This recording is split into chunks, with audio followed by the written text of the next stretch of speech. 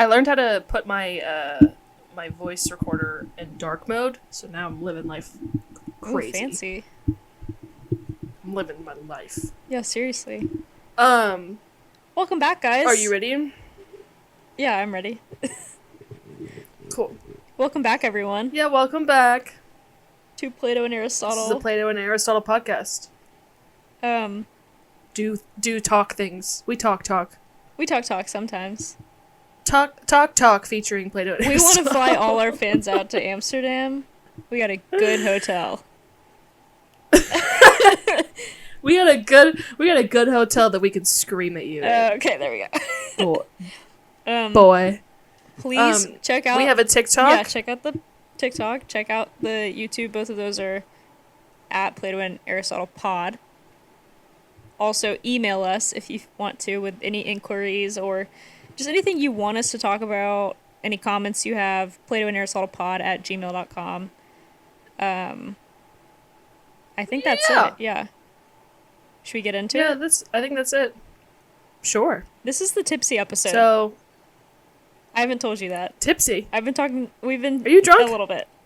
We've been talking. You're drinking a Coke. I saw am you now. drinking Coke. So I just came from dinner actually before we recorded, and I had 3 beers at dinner. Three IPAs at dinner.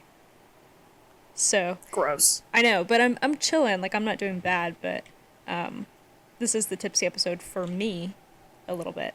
You should have told me. I would have Join now. would have taken like 4 shots before we started. Or let's just plan a drunk episode. Let's have a drunk episode in the future where we both get drunk. Because I'm not drunk.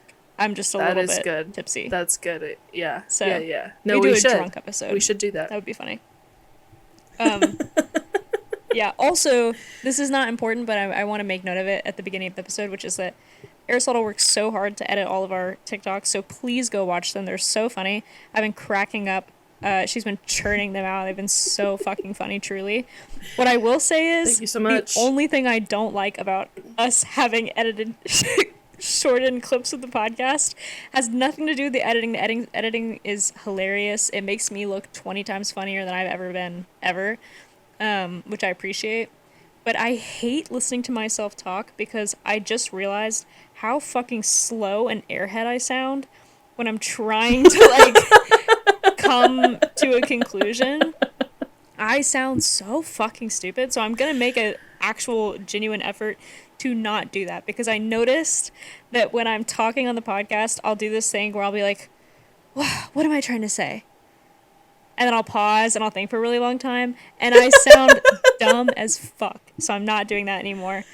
What's really the funny era too? of I'm just saying whatever I need to say. I'm just talking on the podcast. I'm not thinking anymore.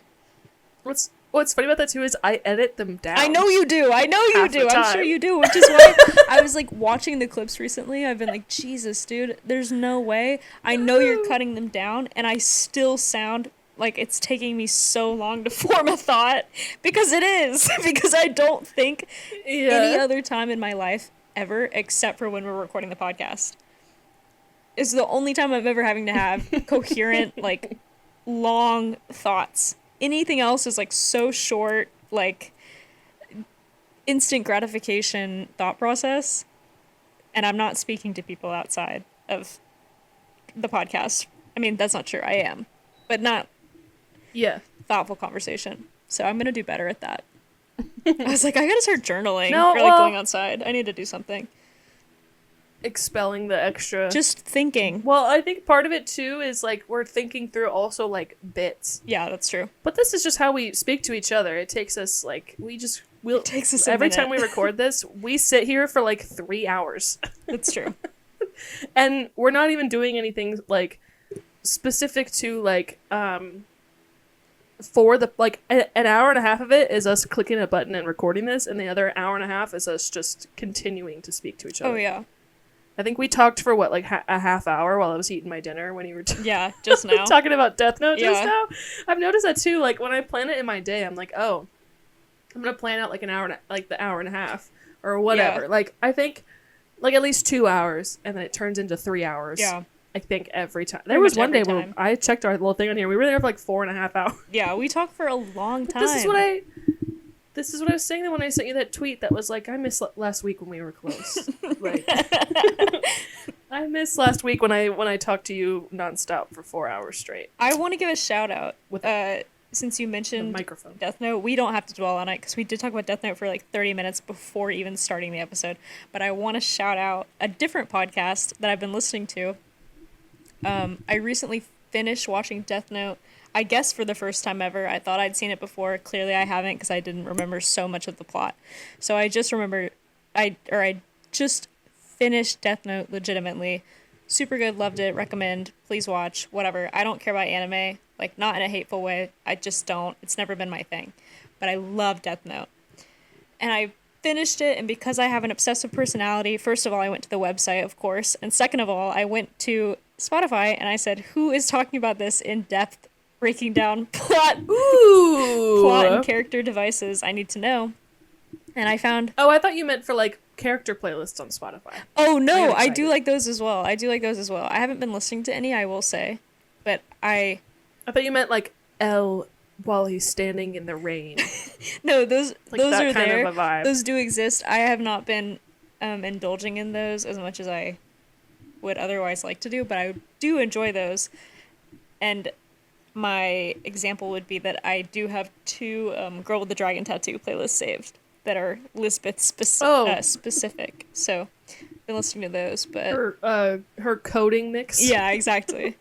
Lisbeth Salander Wave, and I got my gender from Rooney Mara in the 2011 movie The Girl with the Dragon Tattoo is the other one that I've been listening to.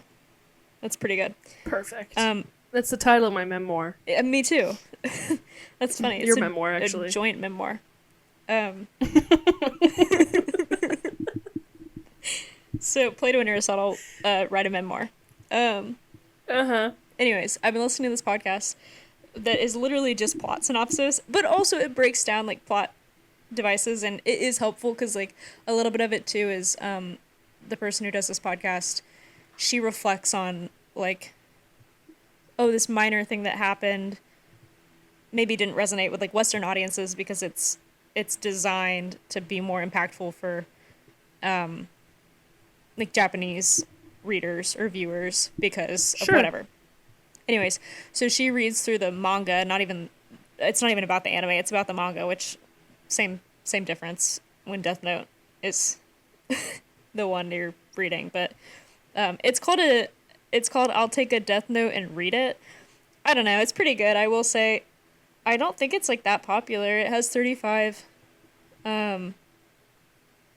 reviews on Spotify, and it has a perfect 5 stars, so it's pretty good. I like the host. I just like her.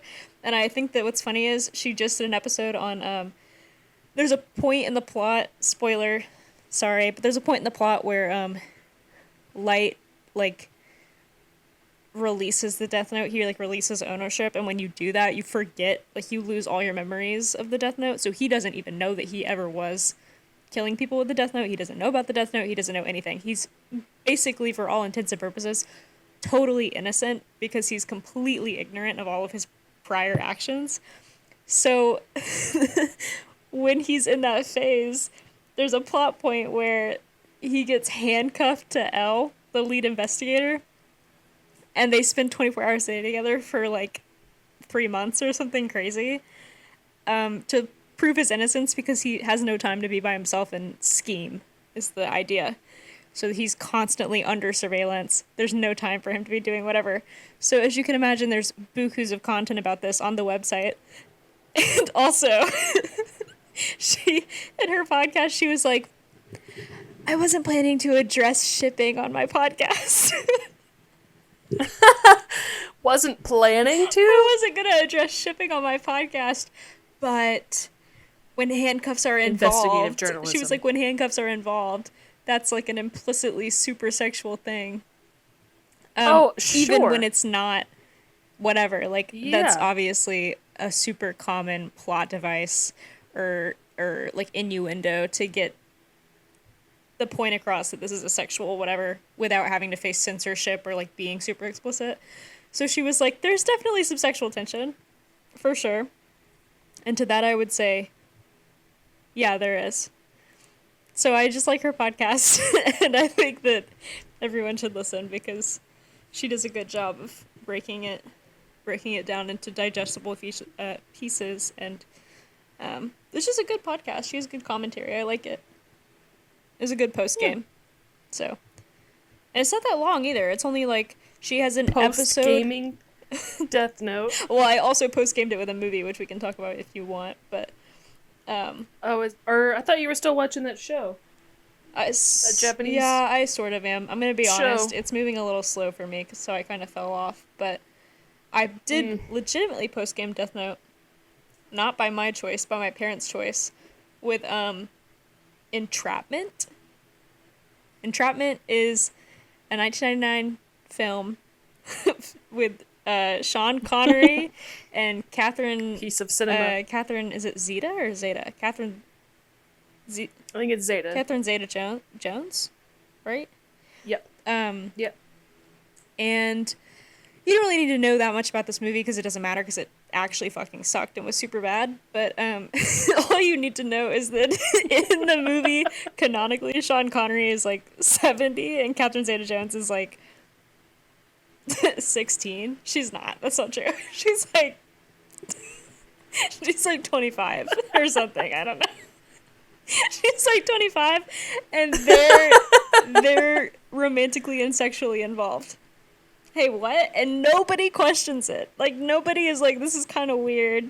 This is kind of whatever. Is it called Entrapment in a what's the fuck is the name of that movie? We talked about it. The one with Sydney Sweeney. Immaculate. Is it called Entrapment in an immaculate way where she gets pregnant with his baby in order to use his money and stuff? So actually, she works for like this whole movie. It's a trap. It's a trap. So she works for I think it's like Cue the Lady Raven. It's like an insurance company or something. I don't even really know. Okay, so she's not 16. No, she's like 25. She's like 25. She still looks really young though. She's probably like 25. Yeah. And Sean Connery is like a super... She's a 16-year-old insurance broker? That's fucking awesome. I think you're wrong. I think this movie is fucking awesome, this movie rules. That's my bad. No, she's like 25 and she works for this like insurance company or something. And Sean Connery is like a super famous, super wealthy thief. So he's really famous for like stealing all this art. Is his thing, I guess. And I think the like basic setup of the movie is that she works for this insurance company and there's a Rembrandt painting that's stolen that they were insuring, and she's trying to convince everyone that he's the one who stole it based on security camera footage of the like original auction for where all this art was being auctioned off, I guess. Is that she's saying, well, he was there and here's video footage, and so he's the one who stole the Rembrandt. What you come to find out is she's the one who stole the Rembrandt. She's also a thief, and so it's really convoluted. I don't really know. But basically, she's like telling her insurance company that she's undercover working with him to catch him for stealing the Rembrandt, but she stole the Rembrandt. So she's like playing both sides because she's like telling Sean Connery like, no, really, I'm a thief and like I'm on your side, like I'm just whatever with the insurance company because I needed it to do this other job. And he's like, you're lying. And the insurance company is like, what are you doing? Are you actually working with us or are you trying to fuck Sean Connery? And she's like, no, that's business, like I'm just fucking him as work. Like, I'm not trying to whatever. So, whatever. That doesn't matter. They steal this mask from this, like, Asian art exhibit at this gala at some rich person's house, and that was Sean Connery's job, and it was, like, a $40 million job. So they do that together. At the end of the job, he confronts her for working for the insurance company, and she's like, no, like, I swear to God, I was only working with him because I needed access to these codes or something, because I'm gonna do this heist that's worth way more than $40 million. And he's like, what, $1 billion? And what, 100 million? And she's like, no, well, not exactly. And he's like, don't lie to me. And she's like, $1 billion. And then he's drowning her. And she's like, no, really. It's a whole thing. Whatever. So, and they end up going to, I think, Malaysia? I might be lying. I don't know if that's true. I was paying the least amount of attention that I could to this movie because it was so uncomfortable and horny the whole time. You were parallel playing with the website on your phone while you were watching this movie? I wasn't. I wish I was. I wasn't. I just was trying to block it out because I was like, oh my God, this is so awkward. And I'm watching it with my parents. And like, it was literally like, Catherine Zeta-Jones is like doing weird, like, acrobatics with lasers. And she's blindfolded. Yeah. And she's blindfolded. And this movie sounds sick as she's fuck. literally like face down, ass up, like going through lasers. And Sean Connery's like, yeah, go this way. And she's like moaning and breathing weird. It was so uncomfortable. Hated it. And they're staying in a castle alone, just the two of them. So you can imagine. Gothic. You can imagine. So it's a gothic spy, gothic thief, double cross, insurance broker, and she's like drama thriller, and she's like trying to seduce him. Lolita. She's like trying to seduce him, which I guess was maybe to like lure him into doing this other job, but they're not really like super clear about it. So he's like, have you ever met somebody that you couldn't manipulate something or seduce? And she's like, no. And he's like, this is business. So they don't fuck, but they do everything else. They do everything, every other weird thing they could be doing, they do. It's so weird. And so finally they steal that mask, and then he almost drowns her, and she's like, no, really, I have this job. So they go to Malaysia together, and the job is they're going to rob the, like, international bank, is literally what it's called. And it's like a bank that all of these Asian, like, Fortune 500 type companies bank with. And so she was like, I have all these codes, whatever, and basically I have it set up that we go in, we, like, do all this hard wiring, something or other, and, in short, it's gonna, like, scrape cents off of all of these, like, tons and tons of accounts. It's gonna take just a couple cents off of all of them, and it's $8 billion payout to me in my account. And we'll split it 50-50, so it'll be, or sorry, did I say 8 million? I meant 8 billion. I don't know what I said. It'll be 4 billion each. Like you said, billion. 4 billion each. And so they have 1 day to prepare, which is insane. What do you need this money for? There's an egregious amount of money to steal. I don't know. You don't think people are going to be like, how do you all of a sudden have $4 billion? And they just stole $40 million out of this mask, which... Like, what do we need this for? What are we buying with this? It was like, it's not even feeling like a Robin Hood plot, really, because Sean Connery lives in a castle with tons of stolen artwork that he has. Which I don't get that either. What's the point of stealing the artwork? Like, okay. Also, I'm going to be honest, I'm a lot less sympathetic to stolen... You own a Rembrandt? Oh, wow. I would not know what that looks like. I'm a lot less I'm a lot less sympathetic to stolen artwork because that feels like you're stealing from the, like, the zeitgeist. I don't know. You know what I mean? Like, I don't know. It's like a cultural thing. I don't like that. But, like, stealing money out of some fucker's bank account, I don't care. But stealing art I'm just saying, like, you're stealing from culture. I don't like that. It's like, so. Well, and it's also funny because it's like, in my dummy, stupid, dummy brain, right? If I walk into your gothic castle, 70-year-old Sean Connery, right? I'm there for God knows why. And I look over and you're like, yeah, this is a Rembrandt, and I stole it.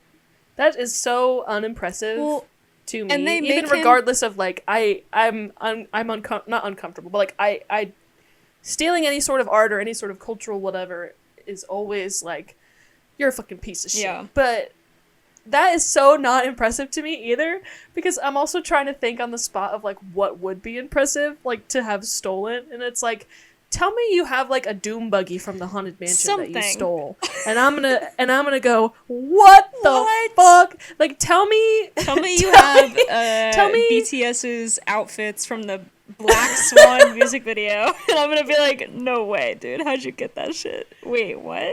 Like genuinely? You have the HYH costumes? How did you get those? You got the blood, sweat, and tears costumes? How the fuck did you get your hands on that? Tell me that I can spend a night in One Direction's tour bus, like Airbnb style, the original air mattress bunk beds that Niall Horan slept on. Yes. Huh? Like, Bruh. Tell me that I can do that. That is way more impressive in, like, thievery and whatever to me than, yeah, I stole this fuck-ass painting from 400 years ago and nobody can look at it anymore until I die and they find out I stole what's it. Weirdly, okay, like, I don't give a fuck. What's weirdly worse, like, it isn't substantively, but for me it was worse, is that she goes into his castle and she's like, I was expecting... like, this is a lot of modern art. I wasn't expecting this. So that's what's even fucking worse, is that he has this, like, Scottish castle or something, and it's totally decorated with modern art. Imagine modern paintings in a Scottish castle. What the fuck are you doing? Also, it's 1999, so imagine modern art if it was 25 years ago. What are you doing? What are you doing, dog? So... whatever. So lame. Anyways, they go to Malaysia. They give me that fucking $4 billion and I'll do some cool ass shit with it. You don't fucking need it. Dude, so they go to Malaysia and they do this job and things go sideways while they're doing the job. Like, they do get the money, but then, like, on the way out, things go sideways. And so what ends up happening is that he, like, helps Catherine Zeta-Jones Zeta? Whatever. Helps her escape. And at this point, they're embracing the romance. Like, they've gone from the, like, this is business to, like, they're kind of kissing up on each other, like, whatever. And so they, like, kiss, and she's like, I'll see you tomorrow at this time. And he's like, I'm never late, and if I'm late, I'm dead. So it cuts to the next day, and he's late.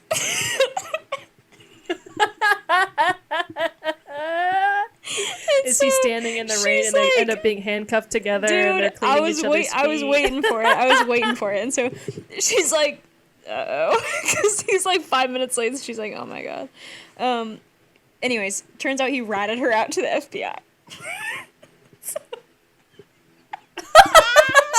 So, like, the FBI is there to, like, arrest her. Yes. And they, like, part of the deal, though, is that he was like, I want, you know, X amount of time to talk to her or something. Like, I want my, like, 5 minutes to talk to her. And so... Can I give me a little conjugal... Yeah, he was like, I want 5 minutes to talk to her alone. So they're at a train platform is where they, like, the whole confrontation happens, because that's where she was waiting for him. So he shows up with the FBI in tow. And so they have, like, a 5-minute private conversation, and he's, like, basically sets her up to escape. And so when the train pulls up, she pulls a gun out and, like, holds it to his head and is like, everybody stay back or I'll fucking kill him. And then she gets on the train and leaves on the train. And so they're like, whatever, we'll get her at the next stop. And somehow she, like, jumps trains midway. You don't see it, but she, like, jumps trains between stations, like, midway. And so she ends up back at the station that Sean Connery was at, but the whole FBI has left to get her at the next station. So then it's her and Sean Connery, and they have their, like, happily ever after ending of, like, well, now we're gonna go beat thieves together. And that's the end of the movie. But it's so fucking weird because she's 25 and he's like 70. He's like 70. And the whole movie, they never address the age difference in, like, in any kind of way that's even remotely satisfying at all. It's just like repeated scenes. Not even a joke. Repeated scenes of, like, Sean Connery's, like, he has like a criminal buddy who, like, gets him the supplies to do his heists, who's like, how's your girlfriend? And he's like, she's not my girlfriend. And that's, like, the extent of it. Like, nobody asks questions. I'm like, is that not fucking weird? And the movie ended, and both of my parents fell asleep during the movie. So that was also part of it. That was funny, was that I had to sit through all that uncomfortableness and was like, this is so awkward. And then when the movie finally ended, I, like, sat up from where I was laying down on the couch and looked over at them, and they both had been asleep for the last, like, hour. So I was like, that was so awkward for no reason. They weren't even here. Like, they weren't even in the room. First of all, I watched the whole movie to be polite, and I thought it was super awkward, and I A, could have not even watched the movie. I could have left and they wouldn't have even known because they were out cold. And B, it wasn't awkward because they weren't awake. So the movie ended, my mom woke up and was like, how was that? Because she's seen it before. And I was like, super fucking weird, actually. And she was like, what? No, it's not. Because she thinks Sean Connery is hot, which is fine. But I was like, that was super fucking weird. That was super weird. I was going to say, and now what if it was you and Harrison Ford? Exactly. Well, if it was me and Harrison Ford, that would be normal. But if it was me and Cillian Murphy, it would be normal. But it was weird because it was Sean Connery. There's a distinctive age gap there between Harrison Ford and Cillian Murphy. I was trying to frame it in like an old ass man and your 20-something-year-old self. I was thinking about. And you went for Cillian Murphy. Well, because I was thinking the other day. Years older than you. That's not true. Cillian Murphy's like 50. 25. Okay, excuse me. I was thinking the other day though. 20 or yeah, he's like 30 years older. I was thinking the other day though. Wah, wah. You know how you don't understand me on like a Harrison Ford level? Like you don't get it. Because you don't. I get the DILF. I don't get the GILF. You don't get the GILF. I don't think I have. But think about. I don't think I have a GILF in mind. But think about when we're like. How old is Cillian? Oh, Cillian Murphy's 48. That was actually hella disrespectful. But think about when Cillian Murphy. But think about when Cillian Murphy is like 80. Close enough. Are you gonna not want to fuck him because he's 80? No, you're gonna want to fuck him because he's Cillian Murphy, bro. No, because then I will. Well, you're gonna be 30. So you're gonna be 30. Cillian Murphy. When Cillian Murphy's 80, we're gonna 32. Be 30. No, we're not. When Cillian Murphy is 80, we're gonna be 50. Why the fuck would you say that? You freak? No. Why would you say that? Well, it could be worse. Cillian Murphy is 80. It could be worse. It could be worse. You just said we're gonna be 50. It does not get worse than that, bro. No, but to your point, though, that's different because I'm an older woman. I'm not fucking. But do you honestly think? 20s. But do you honestly think when you're 50, you're gonna feel 50 and not like you're 20? Because I know I'm gonna be 50. Like, what do you mean? I'm like child bride. Yes. It's pedophilia. Have you fucking met me?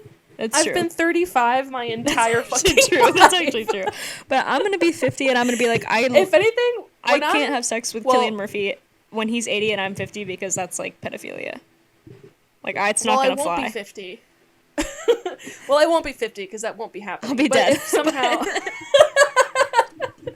But if somehow that ended up occurring, I against think that my would will. be literally my prime, and it's my prime, and I'm being dead serious because you know how I feel about a DILF, and that is like DILF City.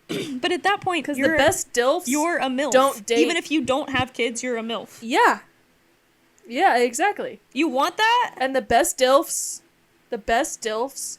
don't date like 20-somethings. The best DILFs, you're right, but maintain their DILFhood in line with their own age, like 10 years max. And you're right, but I don't want Pedro Pascal to date a 20-year-old, but I want him to date me, and it would be different.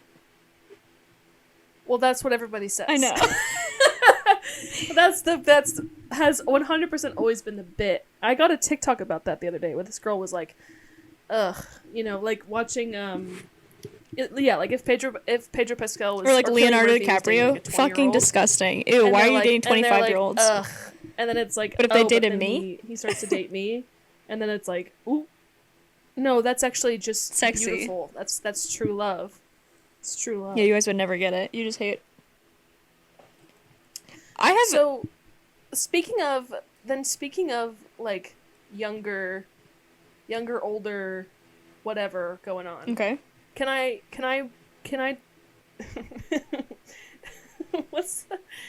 talk my shit again? I have a talking point here of Substanceopolis. Yes, I want to hear about the movies. The Substance and Megaopolis. Because I want the people to know, because I think we made a promise last podcast episode that we were both going to watch The Substance, but I want everyone to know. Watch it. I did sincerely mean that. I took an oath, and I was going to uphold it, but The Substance is not in theaters near me anywhere. It was there for like 3 days, and conveniently it's gone. So, And then Aristotle told me to not watch it. Megaopolis because he said it was bad. So I said, I'm going to save my money.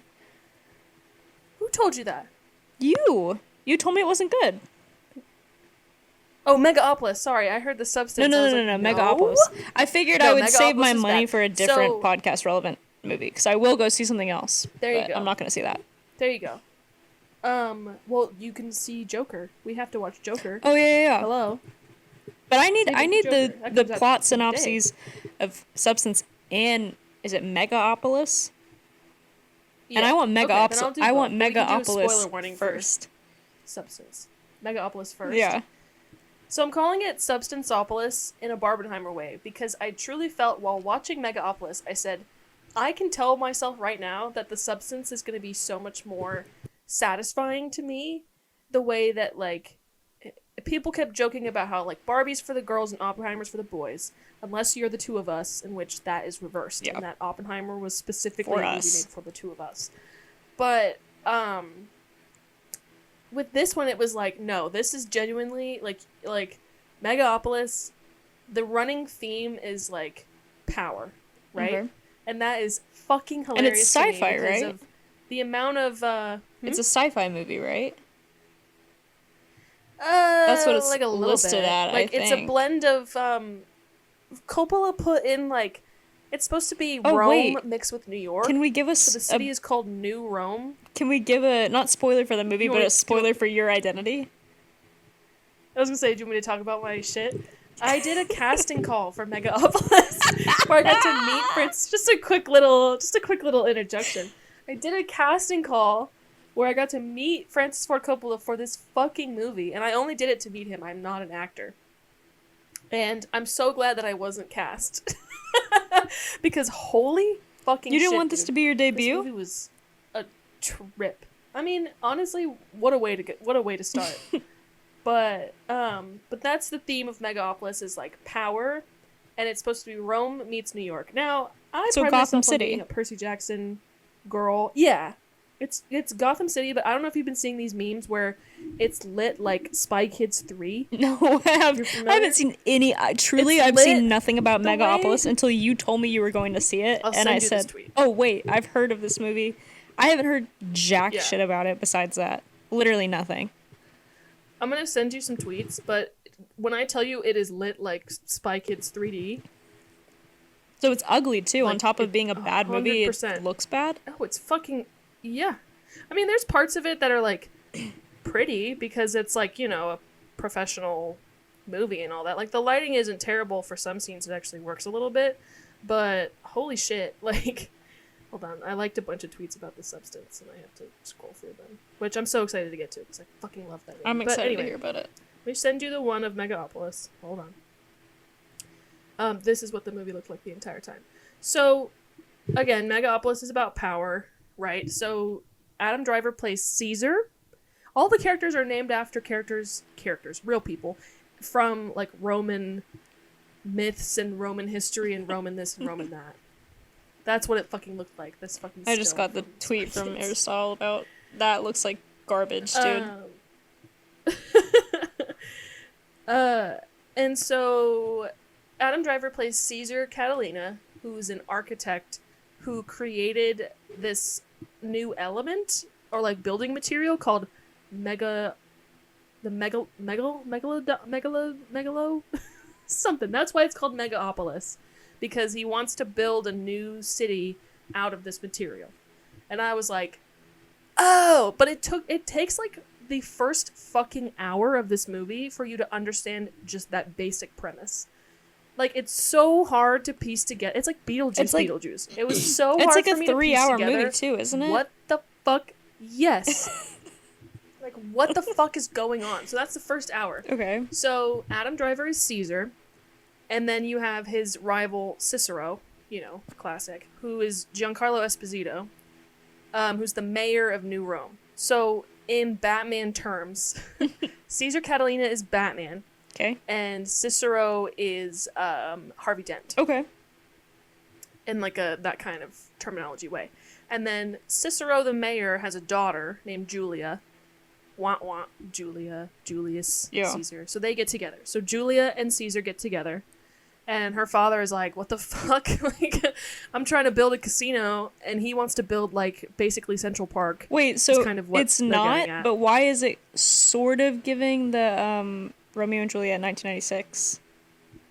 A little bit. They have, like, a Romeo and Juliet vibe. And just, 100%. it seems like aesthetically even, it's kind of giving that, sort of. Yeah. That's what people were saying, is this like a Baz Luhrmann movie, but if it was bad.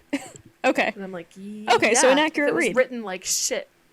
Yeah. There's a whole scene where they're on this like weird scaffolding, and Adam Driver just gives the to be or not to be monologue from I think it's Hamlet? I don't know. Is it Macbeth? No, it's Hamlet.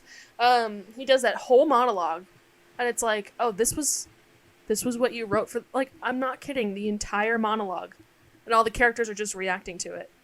And part of me is like, can you do that? I mean, Shakespeare is dead, but like, that's not So, is like, he losing it? Coppola? fair.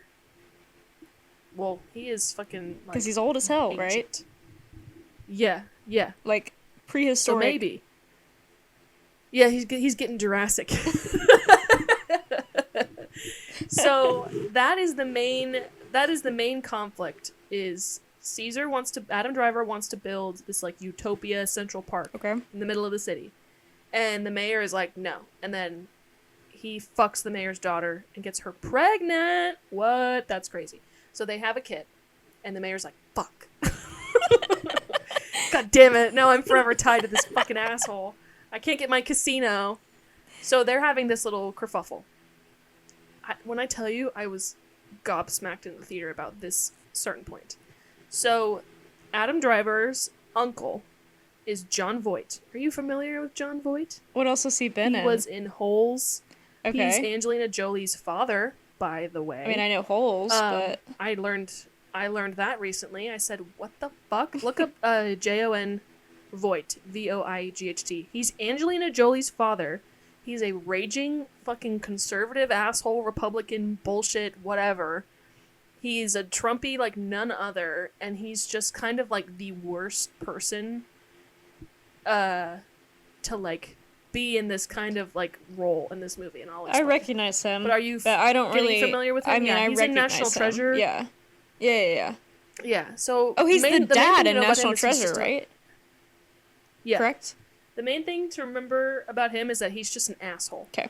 And in the movie, he's this in like, Reagan. sweet old man. Huh? He's in Reagan, the new movie. Yeah. Yep. Of course he is. That's his MO. So, John Voight's character is Adam Driver's uncle, who's super insanely rich. Okay. And is, like, basically on his deathbed of, like, I'm an old man, I don't know what to do with my fortune, so I'm going to put it all towards my nephew to build this utopia. And the uncle has grandchildren who are Caesar's cousins. They're like, it's Claudio and Claudia and another girl. Claudio is Shia LaBeouf. So we're just counting all. We just decided to put all the worst people in this fucking movie. You know, woman beater, woman hater. I was gonna say, so was Chris Brown in asshole. there and Armie Hammer as well? And, like, literally the grandchildren, right? And also the Diddy. other grandkid is Chloe Fineman from Saturday Night Live. Okay. So I don't know what happened there, but they're siblings, and they kind of like constantly make jokes about them wanting to fuck each other in this movie. Ew. And it was like funny, but then it just kind of broached to like, oh, okay. So they're buddies with Julia, the mayor's daughter. They're all the same like age group, and so that's that conflict. Is they want the uncle's money, but Caesar needs it to build the utopia. But they're friends with Julia, but she's baby mama to Caesar's baby. Is that making sense? I think so. Like, yeah. everybody basically just wants power and wants money. And then you have Aubrey Plaza, who plays this like journalist. Like, she's like a what's the name of that? Rita Skeeter. Yeah, but she's doing like broadcast journalism. Okay. But it's Rita Skeeter in the what's way his of, like, face from Hunger Games? She does. Yes, yeah. Like, what the fuck Caesar is his Flickerman. name? Yeah, she's yeah, kind of a mix between like Stanley Tucci in Hunger Games and Rita Skeeter of like, she'll do whatever it takes and like make shit up, but she's also very like, let's see what we're gonna have happen next. Like, Okay. and she wants to fuck Caesar, Adam Driver. She like wants to be his wife, wants to fuck him, wants to whatever. And he's like, literally no. So she goes and marries the uncle, the rich uncle. So poor Aubrey Plaza has to fuck not only Jon Voight in this movie, Ew. but Shia LaBeouf as well, because she tries to manipulate him into getting all the money. Like, because Shia LaBeouf's the heir. I was like, Aubrey Plaza, I'm so fucking sorry, dude. Like, this Did they is the show worst it? possible situation to be in ever. Yeah, they show her fucking Shia LaBeouf, but they don't show her fucking. Oh, thank God! Jon At Voight. least not Jon Voight. I mean, like, I know. bad situation all around. No, but you see, you do. I would not want to be like LaBeouf's, intimacy coached through a sex scene with Jon Voight. No. Ew. No way. I mean, Shia LaBeouf either, but at least he's like age range a little better. So the way the movie ends is Aubrey Plaza gets killed by Jon Voight because she's the only female character who tries to do quite literally anything in this movie. And I'm not saying this in like a they them liberal way. Like, I'm not trying to be like that blue-haired girl way, but quite literally there is not a single female character in this entire fucking movie who does anything out of their own like will. Like Julia, the lead, what does she want to do? You don't know. She's either a party girl, 365 party girl brat, who's like living it up in the big city because her dad's the mayor. She can do whatever she wants. She calls him daddy. Ew. Which is weird. You're too grown for that. Yeah, knock that and shit then out. halfway through the first act, she's like, wait, I kind of want to fuck Caesar and like work with him. So then she just does that for the rest of the movie. And they have that whole scene, I don't know if you've seen this on Twitter, where he goes, go back to the club. And people have been editing it with club classics. No, I haven't seen that. The club. Wait, let me see if I can find the clip. I'll play it into the 365 Pi Go. So, but like, there's her, and then the other girl, Chloe Fineman, fucks her brother and has like no lines. So that's awesome. And then, yeah, and then Aubrey Plaza, who wants Caesar, which, you know, whatever. I don't really love movies where like the only thing the female characters ever do is like want the guys. Like, that's fine, but at least in most rom-coms, like, something else is going on. Yeah. Like in Romeo and Juliet, like, at least like Juliet really wants Romeo, but there's also the conflict of like her family and like trying to figure things out and wanting to be her own person. Like, it's not just the fact that she's like, I want to fuck Romeo so bad. Yeah. That is all like whatever. So Aubrey Plaza's character wants power and money. Great. Yeah. What happens to her? She's the only woman who wants anything like that in this movie. She's the only person to get killed. Nobody else gets killed in this movie but her. Hey, that could have been you. It could have been. They try to kill Jon Voight, doesn't work. They try to kill Caesar, doesn't work. What? It always works. Historically. I was gonna say, historically. But you know what it was, though, is only one person tried at once. It wasn't a bunch of different people. So if all of them had gone in with a little knife I was going to action, say, was it a stab in the back, or they didn't no, try that? No, they shot him in the face. Oh. He's in the back of a car, and he's signing his book for this little kid, this, like, 11-year-old boy. And the 11-year-old boy pulls out a Glock and gets him right in the face. 11-year-old boy shoots him in the face with a Glock? Yes! He asks him, he says, how old are you? And he goes, I'm 12. And he was like, I was 12 once. Do I look 12? And he's like, no. And then he shoots him point blank in the fucking face. God. And it's like, oh, okay. So the movie ends with Adam Driver getting his utopia, and he has a baby, and the mayor is like, fucking fine, whatever. You said we were going to Utopia. Yeah, exactly. Where's the edit? Where the fuck is the edit? Literally. Hey, where's the edit? So, it was 2.5 hours that I won't get back. Am I happy I saw it for the culture? Yeah, absolutely. I will never not be happy that I didn't watch a movie because of, like, just being aware of what it's about for the remainder of my life. But I will say, Beetlejuice. I've seen a lot of... Well, yeah, no, I'm pissed as fuck about that. I should have walked out. But, we were in recliner seats, so I didn't want to have to, like, put the seat back and then get up and walk out. Especially when everyone else in that theater was like, "This is amazing. This is the best movie I've ever seen." Yeah, exactly. Love it. So that's Megaopolis. It was just whatever. Now we need to talk about, well, questions, comments, concerns. I guess I guess not. I'm curious to see how this complements the substance. The substance? I'm the Barbenheimer so of this fall. Yes, it is. But 100%. No, I guess no comments. I guess I'm glad I didn't see it because that sounds boring as fuck. And I like movies like that historically. You would have been bored. I sound like I don't care. I think maybe not like, I don't think you would have been like, you probably would have enjoyed it a little bit more than I did. I was going to say, it sounds like it's kind of like politically sci-fi, I missed a whole, bad Dune. Oh, fuck. I missed a whole creepy ass section. Hold on, let me backtrack. Okay. In the middle of the movie, sorry, we're going to go back to talking about Megaopolis. This was the craziest part of this movie, so I have to talk about it. Almost free. I can't believe I forgot. We were almost free. No, you'll this is probably the role that I was trying to audition for. Okay. The more I thought about it, because he asked everybody that went up, "Do you sing and do you dance?" Okay. So this is where I'm like, maybe this is what this is. Maybe. I don't know for sure. It was an open call, but maybe. Grace VanderWaal. Take that in. Let that sink in. I don't know my name. Grace VanderWaal plays Vesta, which Vesta is known as like one of the Roman gods that's supposed to be like really virginal and like takes care of family and like is the hearth. Like that's her Grace whole VanderWaal is shtick, cool now, by the way. Just an aside. Huh? Grace VanderWaal is cool now. Not that she wasn't cool before, I guess, but like now she's like bleached eyebrow cool girl. But if you thought that she wasn't going to play the ukulele in this fucking movie, you were wrong, because she still plays her fucking ukulele in this movie. And I burst out laughing. I laughed out loud. Genuine. When she came down in this like moon crescent thing, playing her fucking ukulele. They Olivia Rodrigo'd her too? Yeah, she comes out in a moon. Yeah. They Olivia Rodrigo'd her. So Grace VanderWaal's character is like a pop star. And is like doing this charity auction to have people pledge to withhold, or not withhold, what is it called? Pledge like chastity until marriage. So like virginity and all this stuff.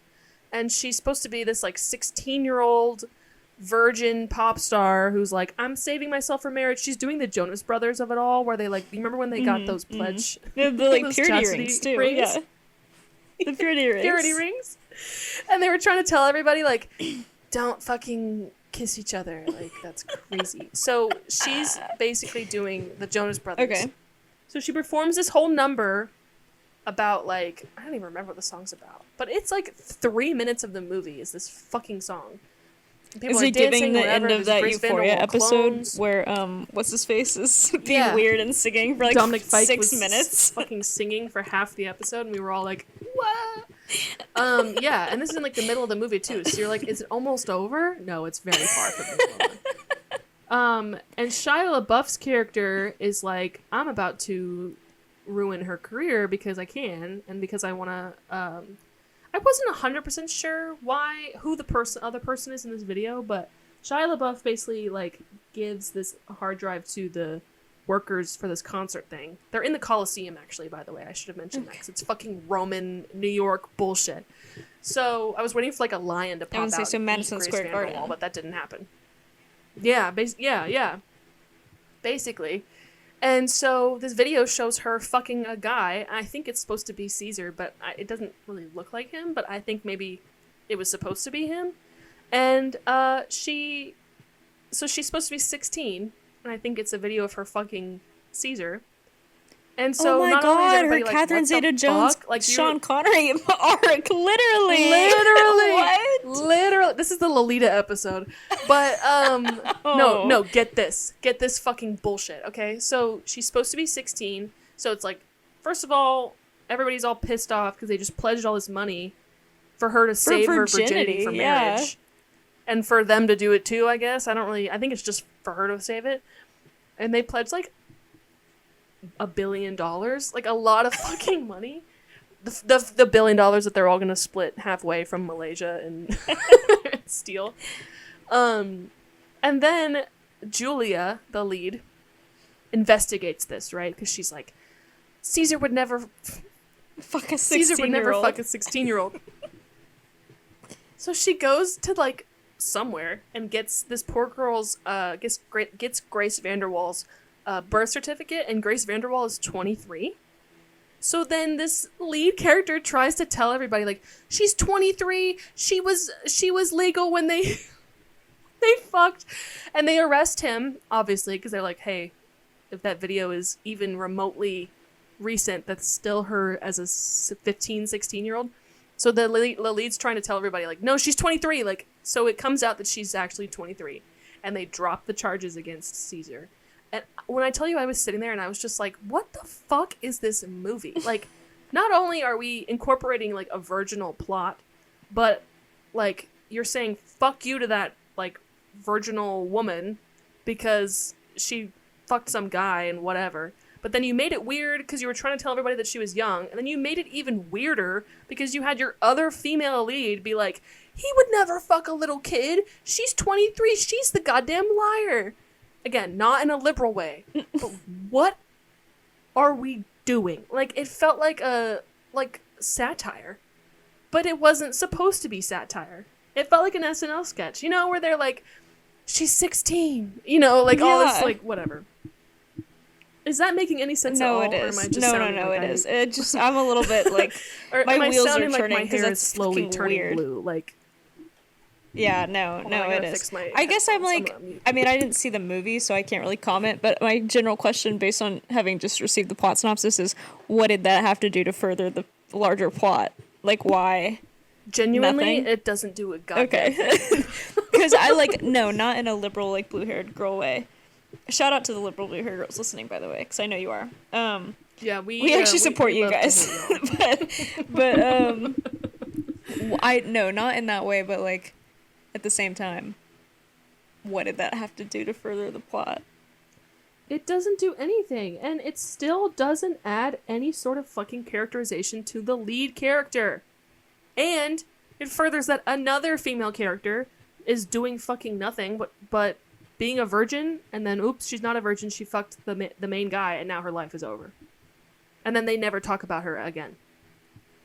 It just made me so mad that I was like, I don't really care about this kind of stuff anyway. Like, I never watch a movie and think, I wish this would pass the Bechdel test. Like, I'm not that kind of viewer, but it really rubs me the wrong way when a movie is made as recent as this one was and still feel like it was made 60 years ago. Well, like, I just... Shout out Francis Ford Coppola. But there you go. So that's what everybody was saying. Is they're like, all right, Grandpa, let's get you to bed cinema. Like, that's what this movie is. Is it feels very much like men love power and they like fucking girls. So let's make a movie about this man who's trying to get power and all these other people. And then all they do is fuck girls and get love and get attention and get all this whatever. And then everybody lives happily ever after. Except for Grace Vanderwaal, who gets, like, purged from society, and Aubrey Plaza, who gets fucking shot and killed with a crossbow, by the way. It just made me so mad. I was like, this is so... So anyway, isn't that fucking crazy? I can't believe I forgot that was a plot point in this. That's weird as fuck. Fuck-ass movie. Does everyone look futuristic, too? That's my goal. My hope that they would. That's upsetting. The costume. I'm imagining them as like capital citizens from Hunger Games. They look like that for that Grace Vanderwaal scene because they're all supposed to be dressed like in togas and the like olive branch. What is it called? The like flower crowns. They give you flower crowns. Yeah, like so they're dressed like that. But I mean, the style, the costuming is very chic because they're supposed to be like New York socialites. Okay. So it's like Gossip Girl meets. Like, if there was, like, a Roman party in Gossip Girl, and they all had to dress, like, to the theme, that's kind of what the costuming looks like. Oh, cool. So it was, I mean, nobody looked bad. Everybody looked very put together. It's just, it had such an interesting concept to me, because I was like, oh, I love Roman, I I fuck with the Romans. Like, I like that kind of stuff. Of, yeah, like, you like a Roman Caesar. Greek. I love a Roman Greek moment. And why is that? The Romans and the Greeks in modern day. I said it at the top of this hour. I said I'm a Percy Jackson girl, and this movie fucking sucked ass. Okay. Like, I'm pulling. I just want to see the costuming. Like, I'm pulling it up just to look at the costuming. Yeah, but that's the other point that it just made me lit this like shit. It does look awful. Doesn't it look like that? Like, it's so weird, and I also feel like I know the bare minimum. Well, I know more than the bare minimum. I know quite a bit about, like, Roman stuff, but I still felt like, what was the point of naming these characters after these figures if they're all kind of, like, misconstrued? Like, they're all, like, fine, but Aubrey Plaza's character's name is Wow Platinum. I don't know. No. Who is that? Like, I don't know. And then Julia, okay, is she supposed to be Julius Caesar? Who is that? Like, maybe I'm wrong. Maybe there's more, like, Roman history that I am not aware of. But as somebody who feels like they know a little bit more than the average person, this felt like a fuck fest of, like, let's just throw them all in there. Grace Vanderwaal looks beautiful. What the hell? We got time. What the hell? We got time. Grace Vanderwaal looks cool. I mean, yeah, like, well, she's supposed to be the pop star, Yeah. right? So she's gonna look, like, interesting. Like, there's scenes in it, like I was saying, like, there's scenes in the movie that aren't bad, like, are lit very interestingly and, like, have a nice rhythm to them, but the writing and just the structure of this movie, and then the lighting in a lot of the scenes is so bad. That's why I think it's, like, for some people, they loved it, and other people were like, Do you want to know something? no. Mm-hmm. Grace Vanderwaal is younger than both of us. By a significant amount. Did you know that? By how much? Her birthday is January 15th, 2004.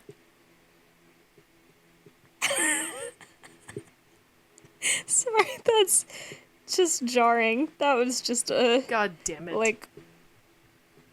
Sorry, that just punched me in the gut a little bit. I just was looking at, like, the costuming and the casting and... Let's move on. Well, you're gonna hate this.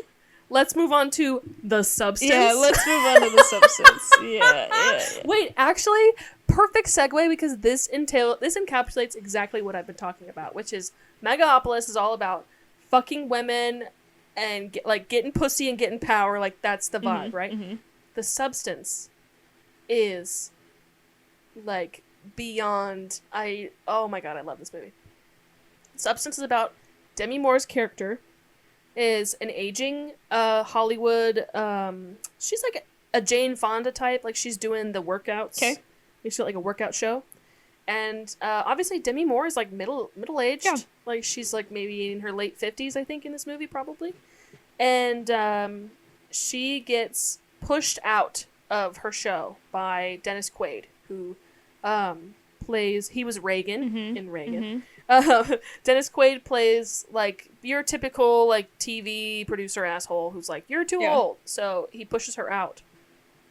And so she gets told by or she gets like in a car accident because she's all like, she's just fucking been at it, like she just hates her life now. Like, it's that whole theme, which is what's so funny about this is compared to Megaopolis, right? The substance is all about like how women are so terrified of aging and how youth is such a big factor and how looking at people younger than you makes you hate yourself. And the fact that we both just sat here and went, Grace Vanderwaal is younger than us? I fucking want to kill myself. That is what the substance is about. Is there's always somebody younger and prettier and better looking than you, right? But mama, there's a girl behind you, literal girl. There's a child behind me that's gonna do much better than me in literally every part of life, and I have to sit here and accept it or kill myself, right? Like, which is what. And I don't want to speak for both of us, but I think I can safely say that the consensus of this podcast is kill ourselves. Yep. I was gonna say, go ahead. One thing that the hosts of this podcast will never do is accept anything that is upsetting. No. We don't do that. We don't play about that. Nope. We don't play about that around here. I'm not a very accepting It's our person. way or we're killing ourselves. It's my way or the highway. The stairway to heaven, actually.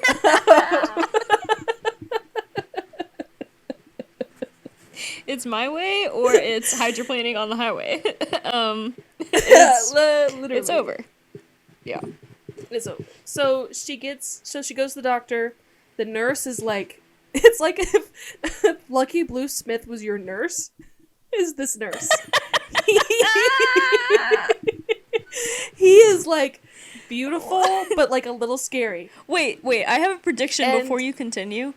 I'm predicting go ahead. that this substance was like the good version of The Uglies, that movie that just came out on Netflix with yeah, kinda. What's her I need name? to watch that. Joey King. I'm gonna watch The King Uglies and because the guy I've from heard Outer some Banks. interesting things, so I'm gonna watch it. But I'm predicting that the substance is the That is good so funny. actual produced version of The Uglies. Yeah. Plato can't watch The Substance because it got removed. So I'll watch The Uglies. So instead they're gonna fill it in with Uglies and then give us that review next time. That's your task. Sure. So Lucky Blue Smith gives her the number for the like the people that make the substance. Okay. Right? Does Nara make it he's by hand or?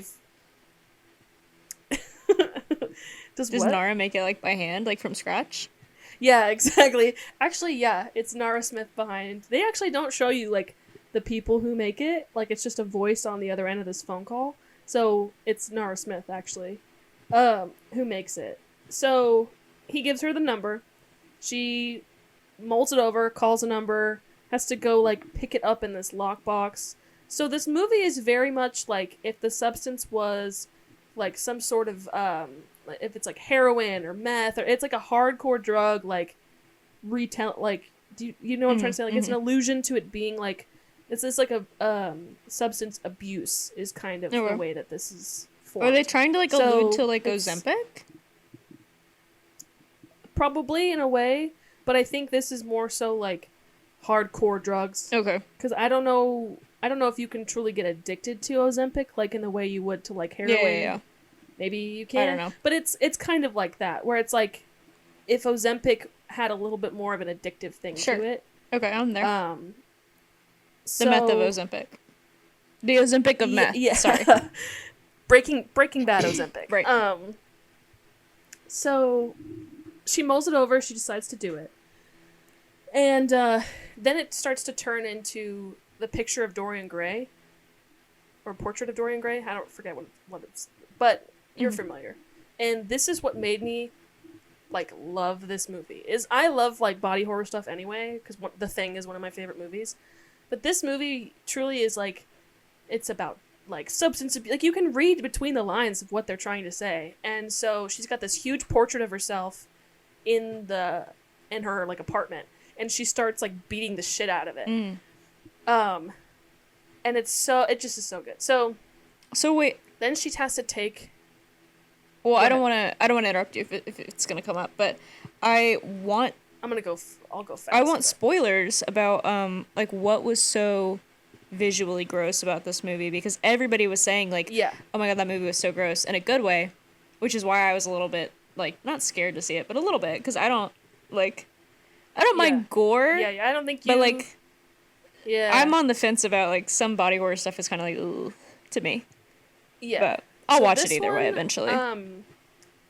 For the substance, there's a lot of needles. Oh, that doesn't bother me. There's a lot of like putting big needles in your body, putting little needles in your body. Like there's a lot of that. Okay. So yeah, that doesn't bother me. I mean that can't bother me. So this is one of the scenes that truly like jaw drop got me, was when Lucky Blue Smith is checking her out at the doctor's office. He does like an extra examination, which is when he gives her the number, and she's all freaked out because he's touching her spine, he's like feeling her up, but it's her spine. Yeah, okay. And goes, "You'd be a perfect candidate." So we don't know what that means, right? We're like just kind of creeped out by this guy. Mm-hmm. So what that means is when you take the substance, they show it at the beginning of the movie, but I kind of want to, I don't know if I want to spoil all of it, but there's just such awesome, like, visual storytelling happening here, where in the beginning of the movie, they inject the substance into an egg yolk, and another, like, smaller, cuter, like, more perfect-looking egg yolk sprouts out of the old one. So the old one is still there, but it comes out of the old one. When they take the substance as a human, the new body, like, comes out of your spine. Okay. So there's a scene in the movie where Demi Moore's back it looks like you took like a broadsword and just sliced, like a machete, and just like sliced through her back. Oh. And then Margaret Qualley like crawls out of her back and wakes up. And so you get that horrific looking scene. It's not you don't see the entire thing, but you end up seeing the remnants of Demi Moore's back. And then Margaret Qualley has to stitch it up with like really thick cord. So then you're also watching her do that. What then happens to Demi part. Moore? Like, does Demi Moore die? Clearly not. No. So the way that it's set up is they have what's called the activator, which is the green stuff. So she does the activator, so now she's birthed Margaret Qualley, right? So now she's got her egg yolk. And so her consciousness then is put into Margaret Qualley, but she's still alive. So they give them these like food packets. It looks like you know when you use like a processor to like vacuum seal, freeze dry, like you know, whatever you want to put. So it's like a milky white substance, and it's listed in there for 7 days worth of the food. So the whole gag is that you can be Margaret Qualley for 7 days, but you have to switch back to Demi Moore for 7 days. And if you don't respect that balance, then bad things start to happen. Okay. So while she's in Margaret Qualley, Demi Moore is still alive, and she's given like the food. But once the food runs out, you have to switch back. And so she has to keep going back to the place and like getting more food for the other body. So when Margaret Qualley turns back into Demi Moore, then now Margaret Qualley is like, you know, unconscious on the ground and has to get the food. So you have to do it to both bodies, but nothing comes out of Margaret Qualley. She doesn't have to do like what I thought was going to happen was it was going to keep bursting from their spines every time. And I was like, what the fuck? But that's not how that works. Once you birth one, you don't have to keep doing it. And what did you mean by that's the tamest part? So what did you mean by that exactly? So there's the end of the movie. So the entire middle of the movie is the two of them switching back and forth. She has to take Demi Moore's spinal fluid and inject it into herself every day in order to maintain the body. So you see her pulling the fluid out. Okay. The other gag is that you only get that fluid if you change back into Demi Moore for it to like regenerate. So she can't be Margaret Qualley for more than 7 days. Like, it's against the rules. But she does that. So then it pulls the life force from Demi Moore, so she starts to turn like a hag. She gets gray hair. Her like body starts to look all gross and wrinkly. It's total Dorian Gray. So wait. Oh, it's just fantastic. If she were to stay Demi Moore though for longer than 7 days, would that do bad things or no? Like in your given body. I mean, it could, but you see where this is though of like what she does not want to be. No, of course not. Moore. But I should know if that was but I feel like same. It would if she stayed Demi Moore, then it would just be the experiment or whatever would be over. Okay. I just was thinking of like does it function the same way of like, okay, well now that you've agreed to do this, you have to go back and forth between bodies both ways. It functions both ways, you know what I mean? Like not only can you do to switch out of the good body, but you have to switch out of your regular body too. Yeah, you have to do both. So you have to switch at the end of the 7 days. So she'll become Demi Moore for 7 days and then go back to being Margaret Qualley and like go back and forth. But when she's Margaret Qualley for too long, which she does, then it starts to, like when she starts to pull the spinal fluid, because she has to do it every day, when she starts to pull the spinal fluid from Demi Moore, it's aging her. So that's why that happens, is because she's like, oh, well, I'll just take more, whatever, and then doesn't realize that it's like aging her. So they do that song and dance the entire like middle of the movie. A lot of other stuff happens, but I'll gloss over it so you can watch it. The very end of the movie, well, also in the middle of it too, it's like Demi Moore gets really gross looking, and like Margaret Qualley has like these moments happen. There's a scene towards the end when Demi Moore is like a golem, like she looks like fucking Gollum because she's so gross now, and she decides she wants to kill Margaret Qualley. And Margaret Qualley's like unconscious, right? So she can do it. She's trying to do it. She stops last minute and is like, no, I want to be young. Like, I would much rather kill myself than be like this. Like, this is not what I wanted. Margaret Qualley almost dies because she tries to put in... You can, like, kill people with, like, another syringe type thing, or kill your other self. Okay. So she starts to do that to Margaret Qualley, and then stops halfway through and is like, wait. And Margaret Qualley wakes up. So now they're both conscious, and they're staring at each other like... Wait, so who is in Margaret Qualley? Her. They're the same person. So then Margaret Qualley starts beating the fuck out of her. To the point where, like, you almost want to, like, barf. Like, they beat the fuck out of... Well, they don't beat the fuck out of each other. Margaret Qualley beats the fuck out of Demi Moore. So she's, like, on her last breath. And then Margaret Qualley goes off and does more showbiz stuff. And Demi Moore dies. And so now someone has died. So then Margaret Qualley starts to die. And, like, her ear falls off. She's pulling her own teeth out, which is what got me. Yeah, that would freak me out. She starts to pull her own teeth out. She does it for, like, 5 minutes. And then heads back to the apartment when she realizes that Demi Moore has died. So she goes, okay, I'm just going to make another self of myself. So she uses the activator again to birth another Who does younger she birth? Grace Margaret Vanderbilt? Qualley. I mean... No, a flat-out monster. The grossest fucking thing you could imagine comes out of her and is also her at the same time, right? But it's her and Demi Moore. So they have this, like, weird, not quite Siamese twins, but, like, fucked up blob of flesh births out of Margaret Qualley. Real gross. And the end of the movie is this monster, like, trying to run away from everybody. And it just bursts and, like, dies and all this stuff. And then Demi Moore's face on this, like, piece of flesh starts crawling on the ground before it eventually dies. And it is so fucking awesome and so fucking gross. I was gonna say, that sounds at the same time disgusting, but also it does sound dope though. I loved it because it reminded me so much of The Thing. I love that movie, and not in a, like, because in The Thing, you know, it's like an alien comes and they have to figure out who's real and who's the alien. But in this movie, it's like taking that concept and applying it to, like, what every woman, well, what every person should fear, but what every woman fears, which is when that whole, like, nothing new of it all, which I listened to on repeat when I walked out of The Substance. I immediately queued on Nothing New, and that's all I listened to on the drive home. Is I was like, fuck, you really do know nothing at 22.